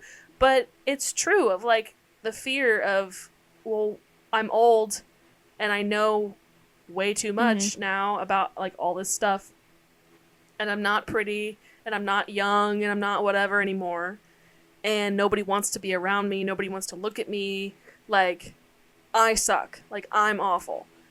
And it just was so funny to me that this movie is, like, the epitome of, like, what women want. What, like, probably some men, but I'm just being generalizing it here. But, like, that is so like, that is exactly it. It's like, if I could rip apart my body to be a younger, better version of myself, then I would. Yeah. I'm obviously not, like, at that point quite yet, but, like, if you told me that a version of me that was, like, a Bella Hadid version of me could burst from my back and I could be her for 7 days, yeah, No, I agree. Well, and I think it's I'm also just, like, substance. it's so telling, like, I mean, I don't know, like, I don't want to project, but I think it's probably a fair generalization to make. Like, I think that there's a lot of young people, like, specifically women, because I think you're right, like, it can be for men too. I don't doubt that, but I also think that, like, men don't have as much stock placed in their physical appearance as women do, in terms of, like, oh, that's what is valuable about you, is that you are hot and young. You know what I mean? And even if you're, like, not the hottest person on the planet, like, I'm definitely not, like, Bella Hadid hot, and that's fine, because who is? But it's, like, still, I'm the youngest that I will ever be right now, which means that, like, by proxy, I'm the hottest I'll ever be right now, by societal standards. Like, those things go hand in hand. And even though I am the youngest and hottest I'll ever be right now, and we are so young, thinking about being older, it's almost like you're not appreciating being young and hot right now, because I'm so anxious about the fact that eventually I will not be either of those things. Do you know what I mean? Like, not really. I try not to think about it too much, because I do feel like I think things are better now than they used to be. Like, as far as, like, societal standards and whatever, I think obviously that I have value beyond my physical appearance and, like, my age. I know that I do, like, my interests and whatever, and my, like, career, and, like, those things are valuable things that will outlast my physical appearance. However, it's like, even being extremely young as we are, I get anxious being like, oh my god, but, like, I'm gonna be 30 in, you know, a couple years. I'm gonna be 30 and Cillian Murphy's gonna be 80. What the fuck am I gonna do? But it's like, I'm gonna be 30 in a couple years, and then I'm gonna be 40, and then what's the point of... I mean, we said earlier, like, obviously we're joking, but, like, I'm either gonna, like, Cillian Murphy's gonna be 80 and I'm gonna be 50, but I'm not gonna be 50 because I'm gonna kill myself, because that's not an option. Like, which it is a joke, but also, like, what the fuck do you mean I'm gonna be 50? Like, what is the point of being alive then? And that's kind of horrifying. I don't know. Like, I forget how good I have it. Oh, I know. Being the age that we are, I think... and, like, in the quote unquote condition that I'm in, I'm like, wait, but this is as good as it, not as good as it gets, but in terms of, like, I am what people are, like, nostalgic for, you know? 100%. Like, oh, I would give anything to be in my young 20s again, and, like, be, like, I don't know if your parents say that, but my dad always says the youth is wasted on the wrong people, and he's kidding, but it's true. Like, I don't remember what it was, but I think I said something like, oh, I don't want to go walk somewhere or whatever. It was like, youth is wasted on the wrong people. And it's true, but that's what was so fucking hilarious to me about watching these two movies back to back, was this is what men worry about. Again, another generalization, but this is what men worry about, is who's gonna fuck me, whose hole am I gonna fuck? How much power am I gonna have? Whose hole am I gonna fuck tomorrow? And you know, what is who can I, like, talk to or whatever to get more money or more power, more attention or more whatever. And then the female side of it is like, I would rip my entire body apart and throw away everything in my possession in order to just be a better version of myself, no matter what. But what's funny is, it could be me with different hair. It could be me that's 20 pounds like lighter. Like, it doesn't matter as long as it's a better version of me somehow, some way. And of course, in the movie, it's dramatized. Yeah, like, of course, people. What's funny is that that's the same, like, what it all boils down to. It's the same issue, though, because why do you want to be 20 pounds lighter? Why do you want to be hotter? because it's about power and who's gonna fuck you. Like, it just is. Whether you want to admit it or not, that's what it boils down to. Who wants you in any capacity for power purposes, for romantic purposes, for just like it is all boiling down to desirability and like what leverage do you have in the world. And as a woman, you're more desirable and you have more leverage when you're hotter and younger. You just do. And sometimes those things aren't even mutually exclusive. Sometimes you can be not that hot, but because you're young, men are like, oh, but she's, you know, oh, but she's 20. Oh, but she's so she can whatever, 20. you know, Yeah. like I don't know. It all boils down to the same issue, even though it isn't, because it's obviously dynamic and complex. But no, but that's exactly what I thought. Just when I packaged left differently. Both of these movies was they have the same idea of one person wants to move up in society, right? That's they want something that they have to change themselves in order to get. And with Caesar, it's like, I have to, change. I mean, he literally does fucking nothing. He kind of gets everything handed to him. But in a weird way, like, he has to grow as a person and start this family, right? Like, he's got to start a family and convince his uncle to, like, give him money and all this stuff. He has to fuck the right person, basically. And for the substance, it's like, I have to physically change myself, like, in the most brutal way possible, just to be, like, the most, like, famous celebrity in the world. Yeah. Like, they're so similar, but but you can totally tell that one of them is, like, this Jurassic, guy who dedicated a fucking Megaopolis to his dead wife. I was like, I would not dedicate this movie to anybody, but okay. Whatever. But, and then this, like, younger French female director who wrote the movie as well. It just is it's so satisfying to me, this, like, comparison Venn diagram of the two of them. And then the middle is they wrote and directed the movie themselves. Yeah. That is the common thread, is they wrote and directed it themselves. Obviously, I didn't see either movie, but I think it's interesting, too, like, the difference between having the desire for that shared common thing, but it's on the male side, and again, we're speaking in generalizations, but whatever. On the male side, it's the, like, externalization of those things versus the female side is the internalization of those things. Of all of these things could happen to me if I would just fix myself. Like, I am the problem. If I would be hotter and younger and better and whatever, then I can get all those things. Versus on the male side, it's like, okay, well, I need to. If I was hanging out with different people, or if these people weren't trying to sabotage me, or if I was whatever, then, like, it would fix my issues and I would have what I want. It's less of, like, this isn't happening to me because I'm ugly, though. Like, that's not the problem. Yeah. No. It's if I sweet talk my uncle, I can get money. And if I fuck the daughter of my rival and get her pregnant. But that all boils back to, like, and this is going to sound blue-haired liberal girl. But it boils back down to, like incel culture online versus, like Tumblr, like ED Tumblr type culture. Obviously, those aren't, like, it's not like you can do one or the other, but, like, incel culture online is super popular among, like, young men who fall down that, like, pipeline. And that's definitely the externalization of, like, yeah, but there's nothing wrong with you. It's that, girls don't want to fuck you because they suck because of whatever reason, and it has nothing to do with you. It's everybody else's problem.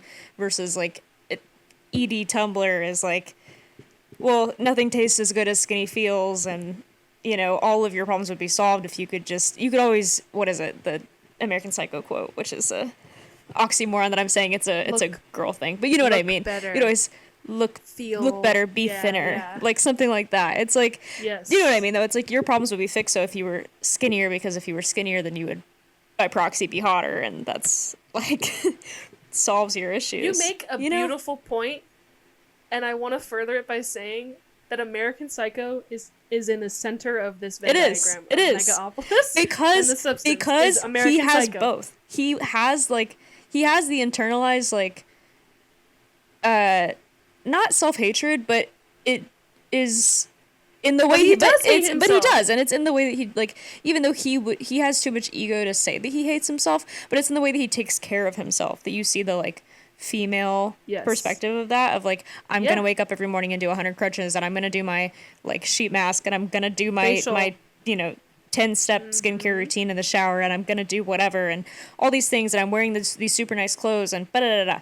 And a lot of that is, like, a status thing, but it's also, like, nobody knows that you did that face mask in the morning, and nobody knows that you did 100 crunches every day and whatever. That is an internalized thing versus the externalized of, like, well, what the fuck is Paul Allen doing? And, like, my life would be so much better if he wasn't fucking up all my shit, and if everybody at my company wasn't an idiot, then I wouldn't have to deal with these issues. And, if my fiance wasn't a moron, then I wouldn't have to whatever. And all these things, it is in the center of the diagram, because it is both. You're right. It is both.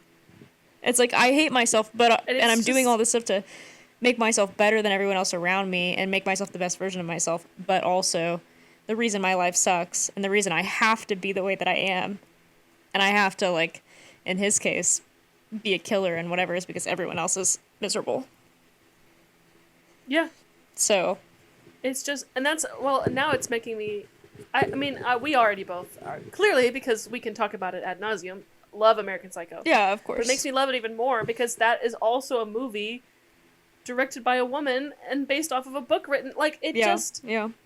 I no hate, but there are moments. Well, and it's obviously when, satirical, but still, there's value in it. There are obviously. Moments where I just find myself too being like, there are certain people out there that truly understand, like, how to blend, like, what you're feeling, how you're thinking, and, like, actions for characters that reflect, like, societal things. Like, there's millions of movies that are like that, but with these two, well, these three now, but these two in mind, it's just so much more fulfilling when it comes from a woman. A lot of the time. It feels way more like, somebody has thought about this ad nauseum, and if it's going to be someone to do that, it's going to be a woman. Well, no, 100%. Because nobody overthinks that, bullshit like this. Yeah. Like, I think that, women like, do. Women seem to have a unique, like... Women. Little women. Women tend to have, like, the unique ability to portray the complexities of that in a way that men, for some reason, maybe not can't, but don't. Like, they have like, sometimes. Men, not that men can't tell these stories, but, like, men seem to tell these stories in a way that is more black and white. Like, they tend to err on the side of the, like, masculine, which is the externalized, like, everybody else is the problem. Or they tend to, like, if they want to tell the story from, like, a feminine perspective, then they're going to tell the opposite, which is the super internalized, like, yeah, but it's everybody else's problem, like a Black Swan type situation, which I love that movie. That's not even a critique of that. Love it. But that's, the example of, yeah, but if I could be more perfect and I could be more this and I could be more that, like, this is a me issue versus you have other issues in your life. Like, that's not the problem. But when you have things like The Substance or, like, American Psycho, you get that balance of both. Because for some reason, women just couldn't tap into that. I think it's just because, again, generalization. Women are a little bit more emotionally intelligent and tapped in. They just have, you're more, like, socialized to recognize those things, I think. Or, like, have to reflect on them. Yeah.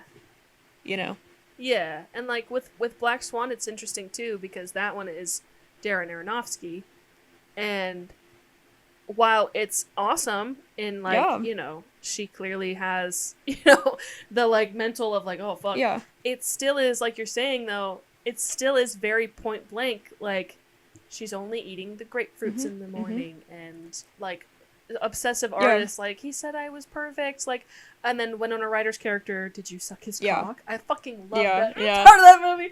Did you suck his cock? But, like, again, though, it's super in your face about it. Well, and, like, focusing on how she is the problem and she is the end-all be-all of the resolution to her problems, and not really not giving her the opportunity to reflect on, like, okay, but things would be different if my director was not, like, sexually harassing me.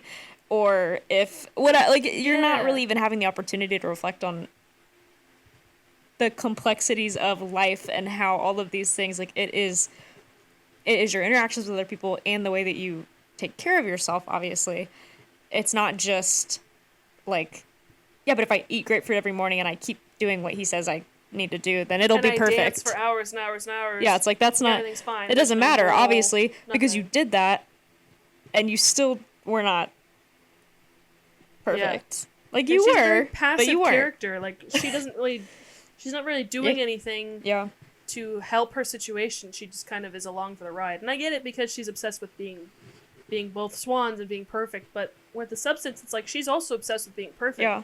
But it's so, like, gut-wrenchingly, like, she has that dilemma. There's a whole scene in the movie. She's calling the number, being like, I want to stop this. It's after the first time Margaret Qualley goes too long. Like, she has some guy over, and she's like, I want to fuck him, so I'm going to do day 8, or whatever.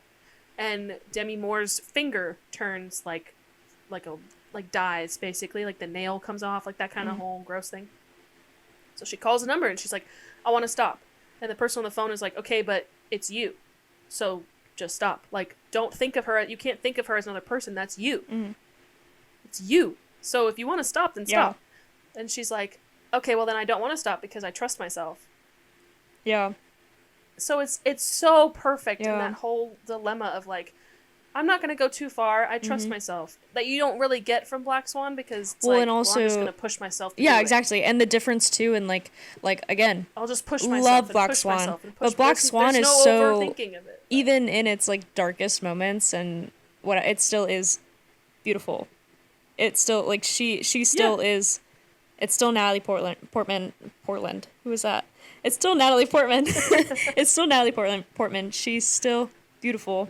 Whatever, versus, like, again, didn't see the substance, but the substance where it's like, okay, you can achieve perfection, but to do that, you have to have this thing come out of your spine in the grossest way possible. And, like, you have all of these really visually ugly things. Like, it's really easy to see how ugly this is. And you can see in Black Swan, like, the mental turmoil. You can see the ugliness, but not really. Like, it's all really masked by how perfect she is on the outside, which some of that too is valuable, because that's, I think, in and of itself is valuable to a lot of female experience too, of, like, it's not perfect, but you're going to make it look put together, even if it's a shit show. But I don't know. But I just feel like, I mean, obviously, I 100... Well, we were joking earlier because you had texted me about this is a crazy segue, but you had texted me about Jungkook Standing Next to You music video being on at the gym. And I did a callback to 2 episodes ago with the girl with the dragon tattoo being on at the gym. All that to say, I was like, oh, don't watch The Substance then, because it's not going to make you feel better about yourself.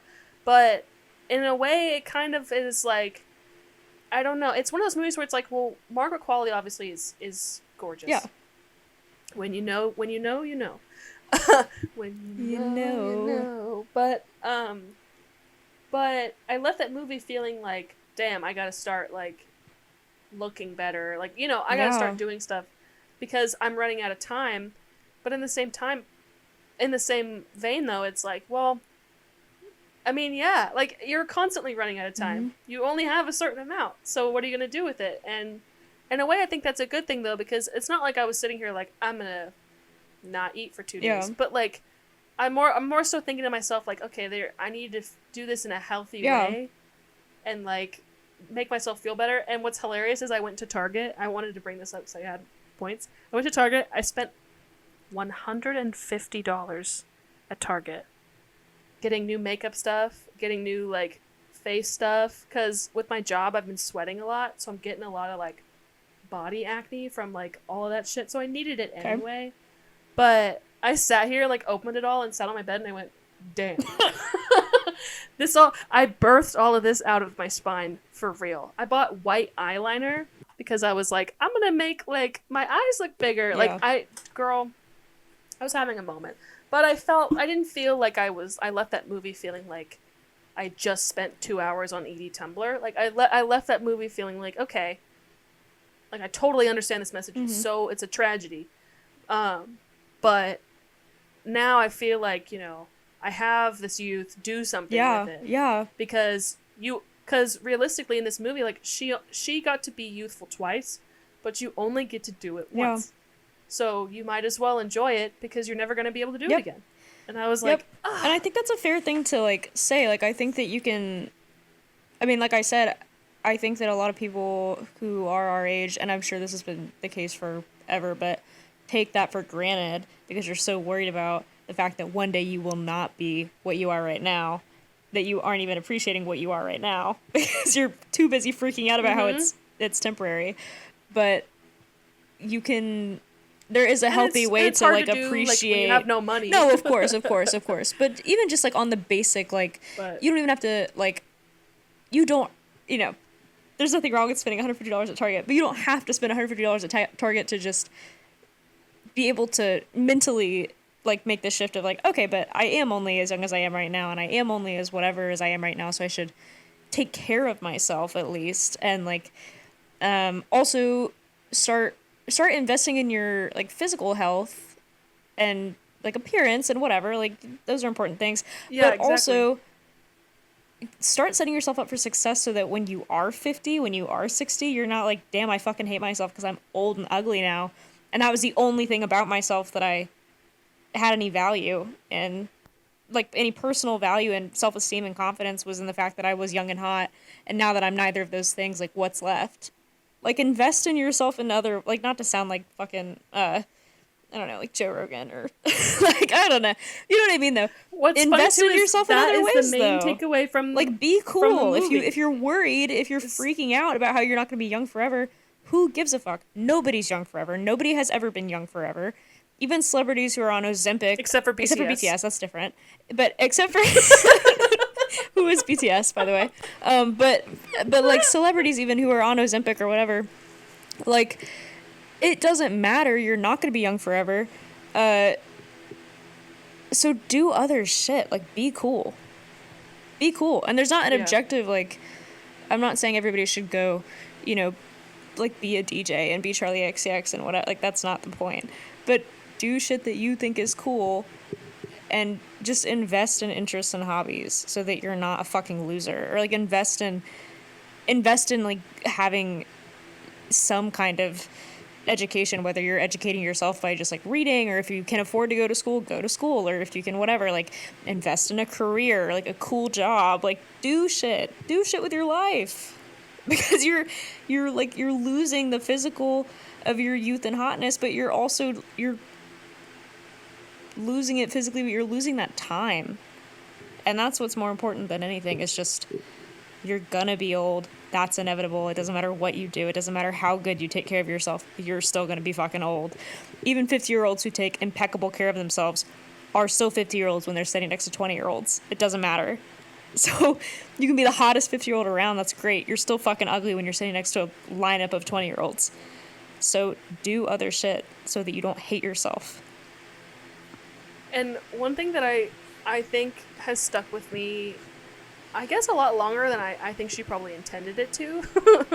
But just 'cause what you were saying is, you know, it's always that mentality of, like, there's always somebody behind you. Mama, there is a girl behind you. There's a girl behind you. Is when I played volleyball, I was told by my junior varsity coach that there's always going to be a girl, behind you. But it's true. There's always going to be a girl behind you who plays better than you.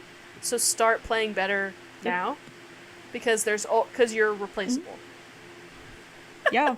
And I was thinking to myself, I'm like, damn, this is kind of tough for, like, I'm 15. But it's true. Like, oh damn, okay, but it's true. Well, and like, it goes it goes for start being hot. being better. Yeah, it goes for being now, hot. It goes for being cool. It goes for being whatever. There is always the gap is closing. Yeah, no, truly. She's aging. There's always gonna be a girl that's cooler than you too. Like, it's not just about physical stuff, but there's always gonna be somebody that's cooler than you. There's always gonna be somebody that's, you know, more likable than you, whatever. And that doesn't speak to you not being cool or likable, but do you know what makes you super uncool and super not likable? When you don't have hobbies at all. Like, just because your hobby is reading and somebody else's hobby is being a fucking house DJ.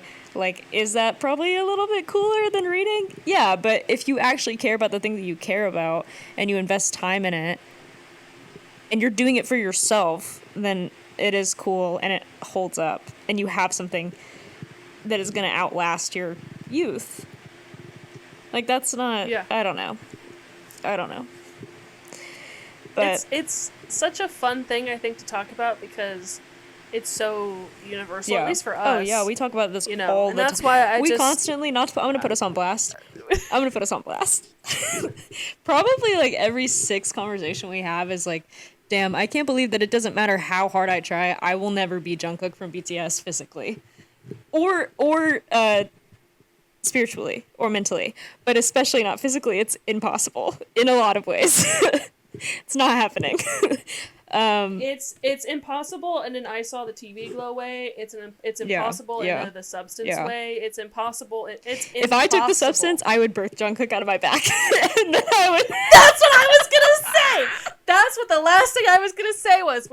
Let me tell you what I did. Okay, this is what I did. I left that movie. I came home. I'm home by myself this week. So I'm in the worst possible state of mind. I'm like, fuck me. Come home, whatever. I think we had texted or something, and I watched the Pied Piper performance because I hate myself. And I fucking sat here at this desk, and I went, I will never look like this. And even if I birthed this substance style, I would kill myself. Yeah. If I couldn't be See, and that, I know we had this whole really engaging conversation, and I do agree with you. Kill myself. But unfortunately, I am still on the other side of the fence where I would not kill myself. I would do the spinal taps. And I would be totally happy I would make it work. I'd be like, wait, but I can be Jungkook for 7 days? I'm going to make it work. Well, I'm going to figure it out. But that is the dilemma. That's the dilemma of the substance. Yeah, but that's no, what I'm kidding. You haven't watched the movie yet, and I have. That's true. So you would know. I would know better than I would, for sure. But in that same vein, though, it's like in an I saw the TV go away, you can't, I'm assuming, in the laws of the substance, you can't birth a boy. You would have to be... It's just a younger version of you. Yeah. Which is also upsetting because I would want to be I would want to be a young hot boy, and I can't do that. Well, what's frustrating too is that, like, yeah, the gender issue, but also, like, even just as a... In an I saw the TV as a woman... Knowing that, like, if you take the substance, you can only birth a younger, hot version of yourself, you're still not going to be... Like, you're still going to view other people as hotter than you and hotter than the younger, hot version of yourself. You know what I mean? Like, you're never fulfilling the goal of looking like I'm never going to look like, Margot Robbie. Even if I took the substance and I birthed this thing out of my back, it's not going to look like Margot Robbie. It's still going to look like a little gremlin next to Margot Robbie because that's not what I look like. It won't even look better than her. Yeah, exactly. I was going to say, it's still going to look awful standing next to her because that's not what I look like. But, yeah, so it's like it's not even fixing that issue. You're still going to be insecure. That's the other thing. So funny. Is it's just not, it's not fixing anything. So, yeah, I don't know. Poor Jungkook. We put him through the fucking... Do we? We compliment him all day long. I mean, in, like, the most vile ways. Like, I don't think he wants it, but but we've never said a bad thing about him, and that's a fact. We've never said a bad thing about him. We've said weird things. No, that's true. That's what I'm saying. We've never said a bad thing. Can you imagine trying to explain to him, first of all, in English, trying to explain to him how we want to birth him out of our back, the substance style, to be him? Can you imagine trying to trying to convey that information through the language barrier and also just the gender barrier and also the freak normal barrier? Like, I think he'd be like, how what the fuck are you talking about? Post it on Weverse? Bro, I'm gonna pay an Etsy translator to type the post for me, and I'm gonna post that shit and be like, I don't know what else to say to you. Love you though. Come home safe. Fighting.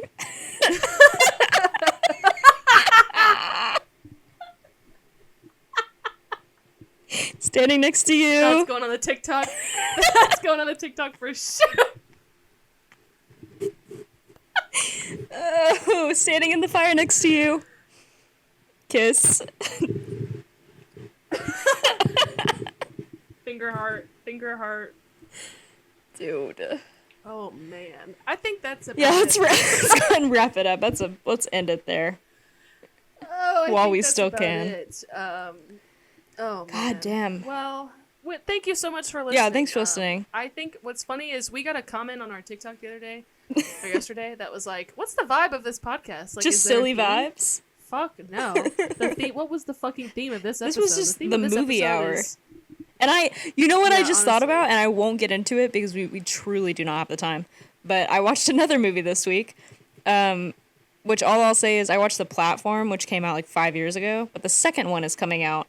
I saw that you The second one is coming out at the end of this week, so maybe we talk about that on the next episode, because The Platform, all I'll say, I won't give plot synopsis, but I truly knew like the most bare bones of that plot, and some shit in that movie like extremely caught me off guard. I wasn't expecting it, so the only other thing I'll say is I don't know why we need a second one, but I'm interested that there is a second one coming out. So we'll see. Maybe I'll watch the second one, and maybe I'll talk about that next week. But also, some news hot off the press, because I opened my phone to look at Letterboxd. Okay. We don't have to talk about this, but you're familiar with the actor who plays Papa in Stranger Things? Yeah. Just that he exists and is a person. Yeah, what's his real name? And how his character, Matthew Modine? The cop? Yeah. No. Papa is the guy who runs the lab that does tests on Millie Bobby Brown. Yeah, the blonde one, right? Yeah, the white hair, like an old man. Yes. Hold on, I need to see his face. I'm gonna show you his picture. Yeah, let me see. The point of this that I'm telling you is that he officiated Millie Bobby Brown and Jake Bon Jovi's wedding today. So thank you so much for listening to the Plato and Aristotle podcast. We have a TikTok and we have a YouTube, which is at Plato and Aristotle Pod. You can check us out on there. Please do. We're posting highlights. Consistently, and our episodes are available on Spotify. They're available on YouTube. Every Monday. And next episode, we're both going to be ordained so that we could officiate Millie Bobby Brown. And well, we're actually going to officiate Grace Vanderwall and Adam Driver's wedding. And if you were wondering, when she becomes she's of not. age. Yeah, she's not of age yet, but she's coming of age soon. Actually, she was born in 2004, so. So she's not even drinking age, but eventually she will be, and that is when we will marry them off in a joint ceremony. So. Yes, of course. Yeah. So stay tuned for that. That's happening pretty soon here. Catch us next Monday. And thanks so much for listening. Yeah, bye guys. Peace.